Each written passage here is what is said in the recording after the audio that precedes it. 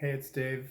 Uh, just sharing a little reflection. I have a favorite myth, and maybe some of you've heard of it. It's the Golden Buddha out of Thailand. And, it's such a beautiful myth about how there was this Golden Buddha, and it was up in a monastery, and war hit the area.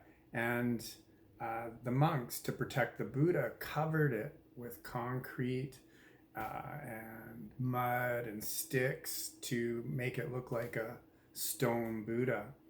And the war ripped through the area, and essentially the concrete or the stone kind of covering for the Golden Buddha protected it from being pillaged by the invaders. And the myth goes on, and they left the mud and the sticks and stuff on for years and maybe even decades after the war had finished, just to continue to protect it. And monks had changed, and new monks were in the monastery, and the new people had forgotten that the gold lied or awaited underneath that mud and that concrete. And essentially a monk went out one day, and he was meditating and by the Buddha and doing his prayers, and it happened to be raining, and I guess enough of the mud and stuff had weakened the structure outside, and it had cracked a little bit, and the monk noticed the gold underneath,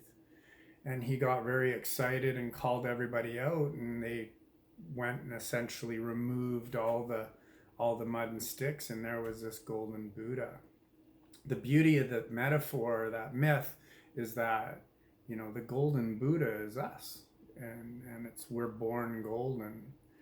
And people, society, they cake on all this bullshit onto us, and we own it. We take it on, and we put it on, and it covers up our gold, and we start behaving from an inauthentic place.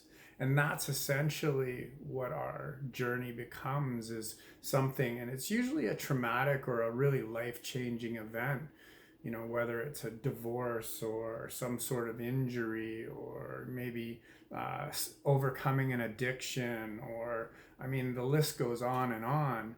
But it just provides a little crack in that stone and says, things can be different. Possibilities do exist outside of this constricted and concrete casing that we've put onto ourselves. And that becomes the journey. And I know it's one that I've been on for many years, and the people I come in contact are. So I guess what it boils down to is, what is it that you will transform or change in 2020 that will help you kind of alleviate some of that constriction, some of that concrete that you've taken on over the years, and let go of and release what doesn't serve you.